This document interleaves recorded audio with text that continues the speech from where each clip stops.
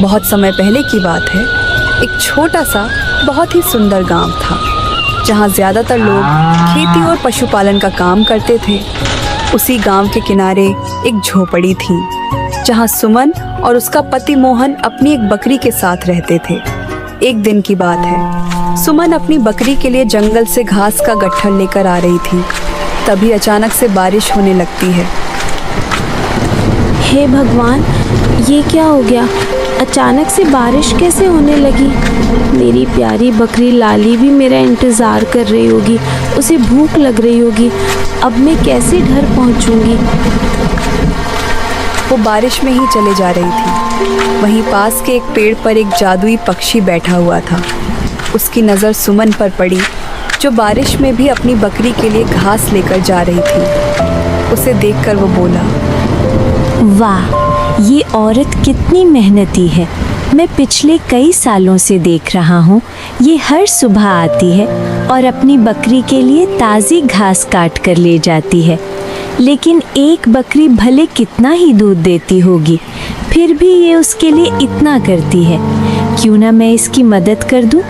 इतने दूध से तो बस इनके घर की चाय ही बनती होगी, फिर ये उससे कमाते क्या होंगे? मैं एक जादुई पक्षी हूँ, मैं इसकी मदद कर सकता हूँ। क्यों ना मैं गाय बनकर इनके घर चली जाऊँ, फिर मेरे दूध को बेचकर ये आराम से अपनी ज़िंदगी जी पाएंगे। हाँ, ये ठीक रहेगा, इससे मेरा भी मन लगा रहेगा। वैसे भी ये औरत बहुत ही दयालु और अच्छी लग रही है। इतना कहकर पक्षी पेड़ से नीचे उतरा और एक चमकीली रोशनी के साथ एक सुंदर सी गाय में बदल गया और सुमन को देखकर बोला, अरे सुनो मनुष्य, इतनी बारिश में क्यों भीग रही हो? आ जाओ, इस पेड़ के नीचे आ जाओ। गाय की आवाज़ सुनते ही सुमन हैरान रह गई और वह उस पेड़ के नीचे चली गई। सुनो दयालु औरत, मेरा इस जंगल में कोई नहीं है और मैं अकेले ही रहती हूँ। क्या तुम मुझे अपने घर ले चलोगी? मैं इसके बदले तुम्हें ढेर सारा दूध दूंगी। गाय की बात सुनकर सुमन हैरान हो गई, फिर बोली, ये कैसे हो सकता है? गाय कैसे मनुष्य की आवाज़ में बोल सकती है? कहीं मैं कोई सपना तो नहीं देख रही हूँ? कोई जानवर कैसे बोल सकता है? वो सब तो ठीक है, पहले तुम ये बताओ कि तुम मनुष्य की आवाज़ में कैसे बोल रही हो? मैं तो पहली बार किसी गाय को इंसान की आवाज़ में बोलता हुआ देख रही हूँ। वो बात ऐसी है कि मुझे एक वरदान मिला हुआ है, इसीलिए मैं इंसानों की तरह बोल सकती हूँ और उनकी बातें समझ भी सकती हूँ। तो मैं ये कह रही थी कि तुम मुझे अपने घर ले चलो और फिर मुझे भी हरी हरी घास खिला देना। मैं उसके बदले तुम्हें ढेर सारा दूध दूंगी। तुम उस दूध को बेचकर अपने जीवन का गुजारा आराम से कर पाओगे। उस गाय की बात सुनकर सुमन बहुत खुश होती है। क्या ऐसा भी होता है? अगर ऐसा हो जाए तो फिर हमारे जीवन की सारी परेशानियां खत्म हो जाएंगी। इसको घर ले जाती हूँ। तो ठीक है, चलो मैं तुम्हें अपने घर लेके चलती हूँ, आओ मेरे साथ। सुमन उस गाय को लेकर अपने घर की तरफ चल देती है। थोड़ी ही देर में सुमन गाय को लेकर घर पहुँच जाती है। उसका पति मोहन उसे देखकर बोला, अरे अरे, ये क्या सुमन, तुम तो बकरी के लिए जंगल से घास लेने गई थी, फिर तुम ये किसकी गाय पकड़ लाई हो? अंजी, मैं इस गाय को कहीं से पकड़ कर नहीं लाई हूँ। दरअसल ये तो मुझे जंगल में मिली थी। हमें इसे बस थोड़ा बहुत चारा देना है और बदले में ये हमें बहुत सारा दूध देगी। एक बकरी से हमारा गुजारा भी मुश्किल से हो पा रहा था। अब इस गाय का दूध बेचकर अच्छे पैसे कमा पाएंगे और अच्छे से अपना जीवन जी सकेंगे। अरे वाह भाग्यवान, ये तो बहुत अच्छी बात है। फिर तो हम आज से ही इस गाय को अच्छे से रखेंगे और दूध बेचकर काफी सारे पैसे कमाएंगे। उस दिन के बाद वो दोनों पति पत्नी उस गाय के खाने के लिए रोज जंगल से हरी भरी घास काट कर लाते थे। ऐसे ही कुछ दिन बीत गए। फिर कुछ दिनों बाद मोहन अमीर चंद सेठ के घर रोज दूध देने जाया करता था। तभी एक दिन उसका पड़ोसी शिवराज ये सब देखकर सोचने लगा, अरे अरे, ये क्या? इसके पास तो सिर्फ एक बकरी थी, फिर ये कैसे हर दिन बाल्टी भर के दूध बेचता है? भला एक छोटी सी बकरी इतना दूध कैसे दे सकती है? लगता है कुछ तो बात है जो मुझे पता नहीं है। मुझे जल्दी से पता लगाना होगा कि आखिर इसके पास इतना दूध आता कहाँ से है। शिवराज अपनी पत्नी को यह सब बताने के लिए घर की तरफ निकल जाता है। थोड़ी ही देर में वो घर पहुंचता है। अरे अरे भाग्यवान, सुनती हो? क्या तुमने सुना कि मोहन रोज रोज बाल्टी भर के दूध बेचता है? ये बात तो तुम्हें भी पता है कि उसके पास तो सिर्फ एक बकरी थी, फिर वो न जाने कहां से रोज रोज बाल्टी भर के दूध बेच रहा है। हमें इस बात का पता लगाना होगा, वरना वो जल्दी ही हमसे भी अमीर हो जाएंगे। हाजी, ये क्या कह रहे आप? एक बकरी इतना दूध कैसे दे सकती है? अगर ऐसी बात है तो फिर आप जाइए और इसका पता लगाइए, क्योंकि मैं ऐसा होता हुआ बिल्कुल भी नहीं देख सकती हूँ। हाँ हाँ भाग्यवान, तुम बिल्कुल चिंता मत करो। मैं इसका पूरा पता लगा कर रहूंगा कि उसके पास इतना दूध कहाँ से आ रहा है। अभी मैं जा रहा हूँ। फिर क्या था, थोड़ी ही देर में शिवराज मोहन के घर पहुंच गया और पास में ही कहीं छुप गया, सब कुछ देखने लगा।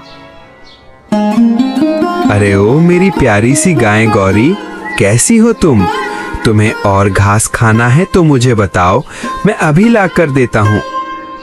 नहीं नहीं मोहन, अब और नहीं। आज तुमने मुझे वैसे भी बहुत सारा खिला दिया है, अब मैं थोड़ा भी नहीं खा पाऊंगी। वहीं दूसरी तरफ शिवराज ये सब देख रहा था। गाय को बोलता हुआ देखकर शिवराज बिल्कुल हैरान हो गया। अरे अरे, ये मैं क्या देख रहा हूँ? ये गाय तो बोल रही है, लेकिन ये कैसे संभव है? भला गाय भी इंसानों की तरह बोलती है क्या? मोहन, आज तुमने मुझे भरपेट घास खिला दिया है, तो इसीलिए आज मैं तुम्हें बहुत सारा दूध दूंगी। तुम्हें जितना दूध चाहिए तुम उतनी बाल्टी यहाँ पर रख कर चले जाओ, फिर कल सुबह तुम वो सारी बाल्टी दूध से भरी हुई पाओगे। अरे नहीं नहीं, ये क्या बोल रही हो तुम? तुम्हें ज्यादा दूध देने की जरूरत नहीं है। तुम पहले जितना दूध देती थी उतना ही दूध दो, क्योंकि इतने दूध में हमारा गुजारा अच्छे से हो जा रहा है। वैसे भी ज्यादा लालच करना ठीक नहीं होता।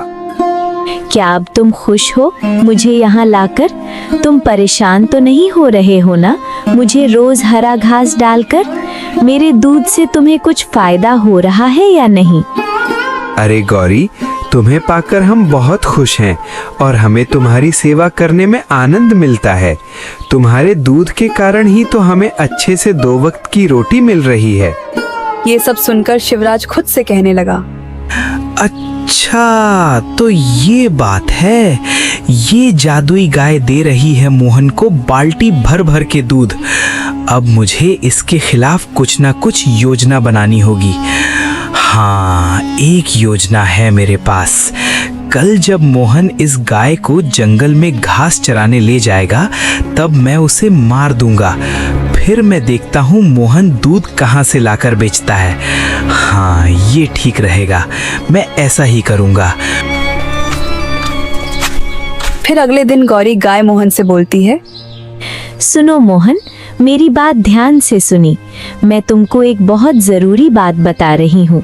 अगर मुझे कभी कुछ हो जाए या कोई मुझे मार भी दे तो तुम बिल्कुल भी चिंता नहीं करना है। और जिस पेड़ के नीचे से मैं तुम्हारी पत्नी को मिली थी, उसी पेड़ के नीचे जाकर खड़े हो जाना। मैं तुम्हें वही मिल जाऊंगी। फिर मैं दोबारा जीवित हो सकती हूँ, क्योंकि मेरे पास ये शक्ति है। वो तो ठीक है गौरी, लेकिन तुम ऐसी बातें क्यों कर रही हो? मेरी किसी से दुश्मनी नहीं है, तो भला कोई तुम्हें मारना क्यों चाहेगा? तुम ऐसी बातें मत किया करो। चलो, आज मैं तुम्हें जंगल ले चलता हूँ।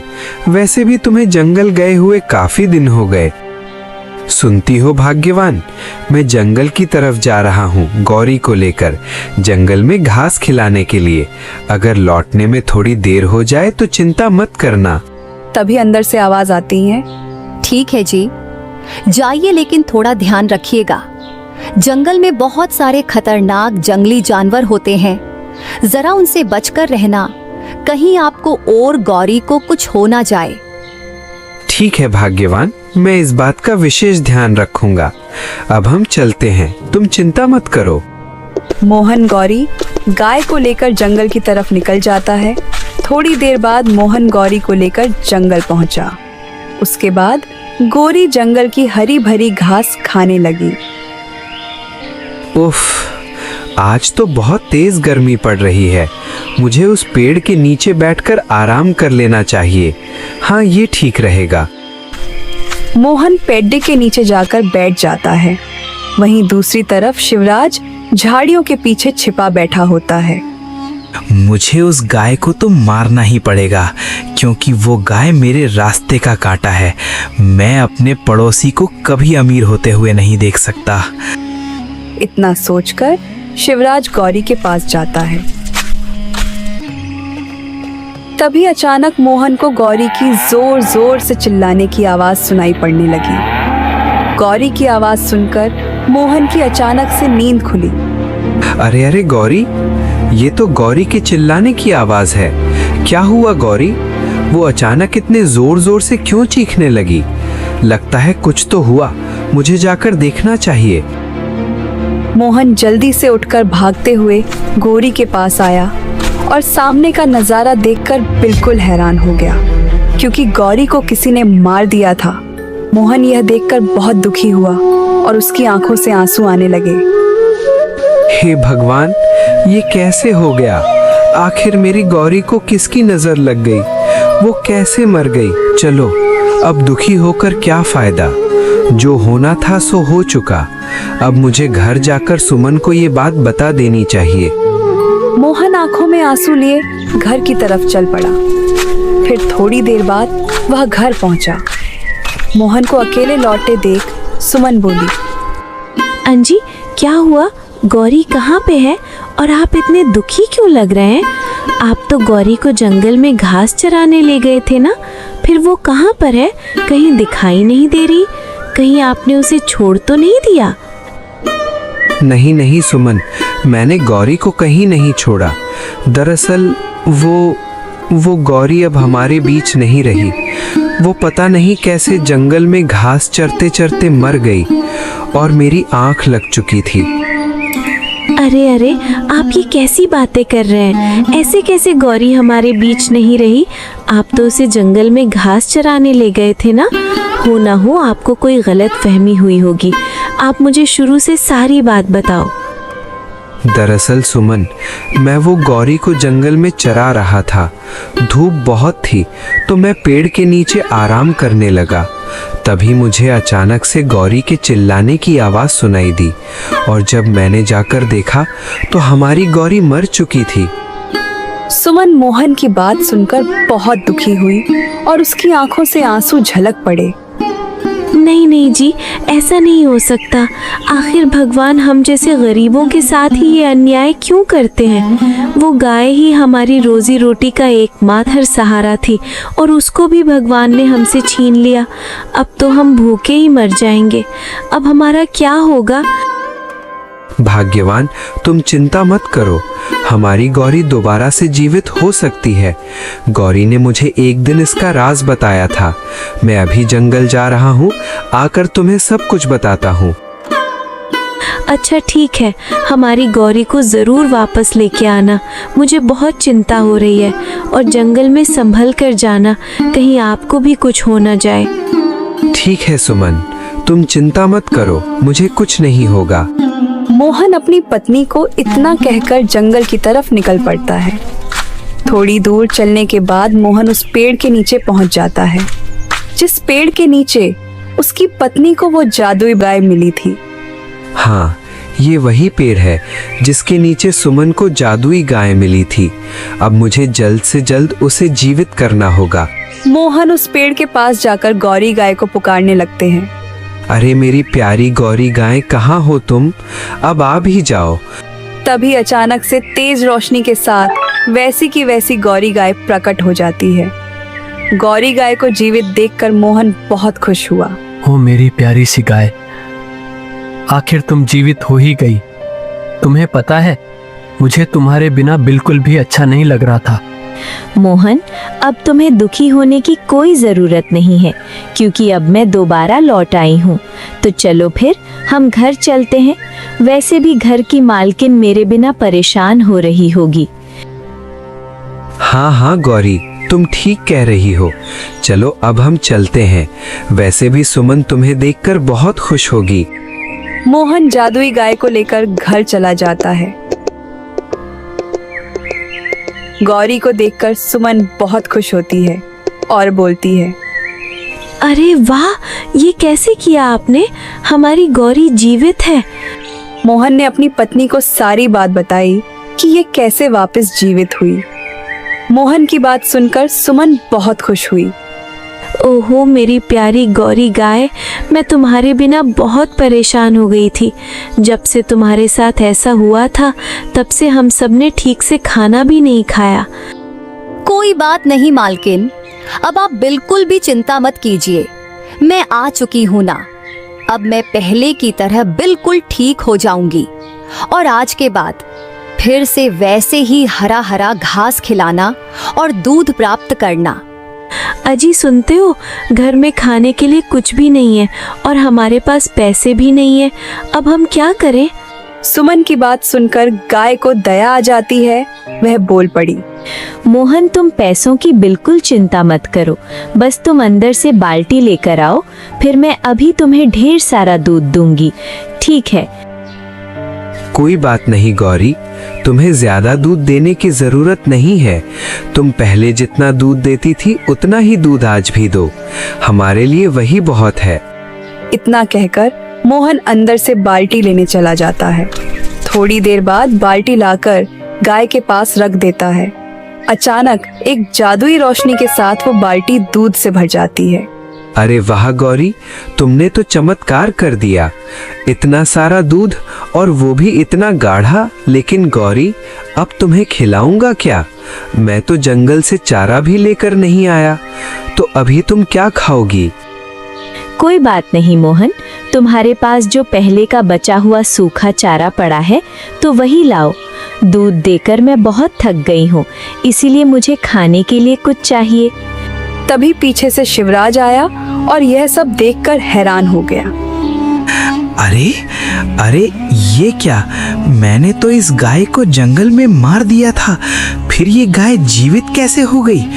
मुझे तो कुछ समझ में नहीं आ रहा है और मुझे जल्द से जल्द कुछ करना चाहिए।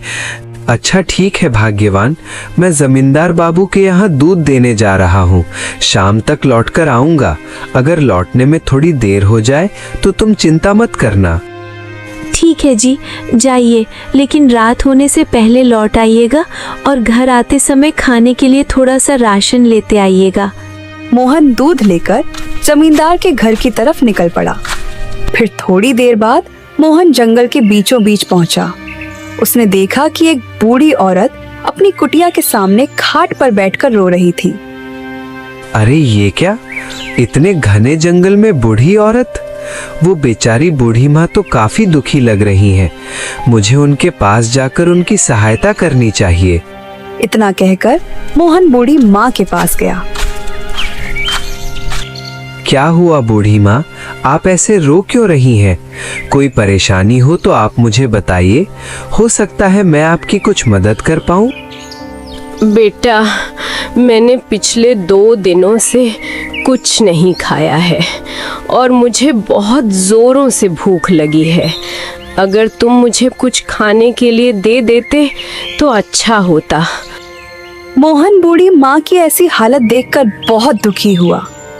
ओह, जरा देखो तो, ये बूढ़ी माँ थोड़े से खाने के लिए कितना परेशान है। सबके पास अपने अपने दुख हैं। इस दुनिया में कोई भी पूरी तरह से सुखी नहीं है। क्या हुआ बेटा, तुम क्या सोचने लगे? कुछ खाने के लिए है तो दे दो बेटा। कुछ नहीं बूढ़ी माँ, मैं समझ सकता हूँ, बूढ़े होने पर बहुत ज्यादा भूख प्यास लगती है। वैसे बूढ़ी माँ, आपके बेटा और बहू कहाँ पर है? बेटा, मेरे दो बहू और बेटे हैं, लेकिन वो सारे मुझे बुढ़ापे में छोड़कर बाहर कमाने चले गए हैं और कभी हालचाल भी पूछने नहीं आते। बूढ़ी माँ की बात सुनकर मोहन को बहुत बुरा लगा। कोई ऐसा भी कैसे कर सकता है, अपनी बूढ़ी को अकेले छोड़कर चले गए। चलिए ठीक है, कोई बात नहीं बूढ़ी माँ, मेरे पास दूध है तो मैं आपको थोड़ा सा दूध दे देता हूँ, आप उस दूध को पी लेना। ठीक है बेटा, तुम मुझे थोड़ा दूध ही दे दो, तुम्हारा भगवान भला करेगा। कम से कम मैं उस दूध को पीकर कुछ दिन तो जीवित रहूंगी, फिर आगे जो भगवान की मर्जी होगी सो तो होकर रहेगा। मोहन बूढ़ी माँ को दूध दे देता है और बाकी बचे हुए दूध को लेकर जमींदार के घर की तरफ निकल पड़ता है। थोड़ी देर चलने के बाद मोहन जमींदार के घर पहुंच जाता है। घर के बाहर खड़े होकर बोला, जमींदार बाबू, अरे ओ जमींदार बाबू, जरा बाहर तो निकलिए। ये देखिए, मैं आपके लिए बिल्कुल शुद्ध और ताज़ा दूध लाया हूँ। थोड़ी देर बाद जमींदार घर से बाहर निकला। अरे मोहन, तुम बहुत दिनों के बाद दूध लेकर आए हो। इतने दिन तक तुम कहाँ थे? कुछ परेशानी हो गई थी क्या? नहीं नहीं जमींदार जी, कोई परेशानी नहीं है। दरअसल कुछ दिनों से मेरी गाय बीमार थी, बस इसीलिए मैं आपके घर दूध नहीं ला पा रहा था। लेकिन अब सब ठीक हो चुका है, आज से हर रोज मैं आपके घर दूध लाया करूँगा। मोहन जमींदार को सच बताना नहीं चाहता था, इसीलिए इधर उधर की बातें करने लगा। उसके बाद मोहन दूध देकर घर की तरफ आने लगा। थोड़ी देर बाद घर पहुंचा। ऐसे ही दिन गुजरते गए। अब मोहन के पास किसी भी चीज की कमी नहीं थी और वह गरीब मजबूर लोगों की कई तरह से मदद करता है। वहीं जो गांव का जमींदार था, वह गांव के गरीब लोगों पर जुल्म करता था, उनकी जमीन हड़प लेता था। गांव के सारे लोग उससे बहुत परेशान थे। फिर अगली सुबह, नहीं नहीं, ऐसा नहीं हो सकता। दूध बेचकर तो मोहन ने तो बहुत सारा धन इकट्ठा कर लिया है, वो भी बस एक गाय से। अगर ऐसा चलता रहा तो वो सबसे अमीर हो जाएगा और वो सबकी मदद भी कर रहा है। सबकी जुबान पर सिर्फ मोहन का नाम है। देखना, वो गाय भी मैं जल्द ही मार डालूंगा। शिवराज फिर से मोहन से जलन करने लगता है। वो लालच में आ गया और पूरे गांव में यह बात फैला दी कि मोहन के पास जादुई गाय है। और फिर क्या, गांव में यह बात बिल्कुल आग की तरह फैल जाती है कि मोहन के पास एक जादुई गाय है। फिर जमींदार बाबू को भी गौरी के बारे में पता चला। उसके बाद जमींदार भी गाय के लालच में आकर मोहन के घर पहुंचा। मोहन, मैंने देखा है तुम्हारी गाय का दूध बहुत अच्छा है। पूरे गांव में बस तुम्हारे दूध की चर्चा है। क्या मैं तुम्हारी वो गाय देख सकता हूँ? मोहन स्वभाव का बड़ा ही भोला था, इसीलिए मोहन ने जमींदार से कहा, हाँ हाँ जरूर, क्यों नहीं जमींदार बाबू, आप मेरे साथ चलिए, अभी आपको उस गाय से मिलाता हूँ। मोहन जमींदार बाबू को लेकर गौशाला की तरफ जाने लगा। थोड़ी देर बाद मोहन और जमींदार गौशाला के पास पहुंचे। मोहन ने गौरी तरफ इशारा करते हुए बोला, जमींदार बाबू, ये है मेरी वो जादुई गाय जो मुझे हर रोज बाल्टी भर के दूध देती है। अच्छा मोहन, ऐसी बात है। मुझे लेकिन यकीन नहीं हो रहा है। क्या तुम अभी मेरे सामने इस गाय से दूध मांग सकते हो? हाँ हाँ जमींदार जी, क्यों नहीं, आप थोड़ा रुकिए, मैं अभी इस गाय से दूध मांगकर आपको दिखाता हूँ। मोहन तुरंत घर से एक बाल्टी लेकर गाय के पास में रख देता है। हे जादुई गाय, मुझे जमींदार जी को तुम्हारी जादुई शक्तियाँ दिखाना है, तो इसलिए तुम मुझे बाल्टी भर दूध दो। मोहन के इतना कहते ही एक तेज सुनहरी रोशनी के साथ बाल्टी दूध से भर जाती है। जमींदार यह सब देखकर और भी लालच से भर गया। अरे वाह मोहन, तुम्हारी गाय तो सचमुच जादुई है। मुझे ये अच्छी लगी। क्या तुम मुझे ये गाय दे देगा? मैं तुझे इसके बदले बहुत सारा धन दूंगा, क्योंकि ये गाय मुझे बहुत पसंद आई है। नहीं जमींदार बाबू, आप ये गाय नहीं ले सकते क्योंकि आप इसका गलत इस्तेमाल करेंगे। लेकिन ये गाय सिर्फ ईमानदार लोगों के लिए ही है। अच्छा, तो तू मुझे बेईमान समझता है क्या? मैं इसको जरूर लेकर जाऊंगा। देखता हूँ मुझे कौन रोकता है। जमींदार ने जैसे ही गाय को ले जाने के लिए उसकी रस्सी खोली, वैसे ही जमींदार के हाथ में बहुत तेज झटका सा लगा। मोहन ये सब देखकर हैरान हो गया और जमींदार भी घबरा गया। उसे भी कुछ पता नहीं चला कि ये क्या हुआ। तुम चिंता मत करो मोहन, ये मेरा कुछ नहीं बिगाड़ सकता। ये दुष्ट जमींदार बहुत दिनों से लोगों को परेशान कर रहा है, इसीलिए आज मैं इसको सजा देकर रहूंगी। ये सुनकर जमींदार की अक्ल ठिकाने आ जाती है। उसे अपनी गलती का एहसास हो जाता है। मोहन, मुझे माफ कर दो। आज के बाद ऐसी गलती मैं कभी नहीं करूंगा। मुझे तुम्हारी गाय नहीं चाहिए। मोहन, मोहन, तुम मुझे ऐसे बचा लो। देखिए जमींदार बाबू, मैं गाय का दूध बेचकर जो भी पैसा कमाता हूँ उसका ज्यादातर हिस्सा मैं गरीबों और जरूरतमंदों को दान कर देता हूँ। लेकिन आप गरीबों की फसल और जमीन जबरदस्ती छीन लेते हैं, इसलिए ये गाय आपके लिए नहीं है। मुझे अपनी गलती पर पछतावा है। मैं सब समझ गया। मुझे दूसरी का हक नहीं छीनना चाहिए। तुम अपनी गाय रख लो और मुझे माफ कर दो। अरे नहीं नहीं, आपको माफी मांगनी ही है तो आपने जिस जिस लोगों की जमीन पर कब्जा किया है उन सब की जमीन लौटा दीजिए और आप उनसे जाकर माफी मांगिए। अब जमींदार की भी आंखें खुल गई थीं कि दूसरों को दुखी करने से क्या होता है। ये सब सोचकर जमींदार अपनी गलतियों का प्रायश्चित करने के लिए निकल पड़ता है। मोहन भी अब संभल गया था। वो अपना एक नया व्यापार शुरू कर देता है। तो दोस्तों, कैसी लगी आपको ये कहानी? कमेंट बॉक्स में जरूर बताना और चैनल को जरूर से सब्सक्राइब कर लेना। धन्यवाद।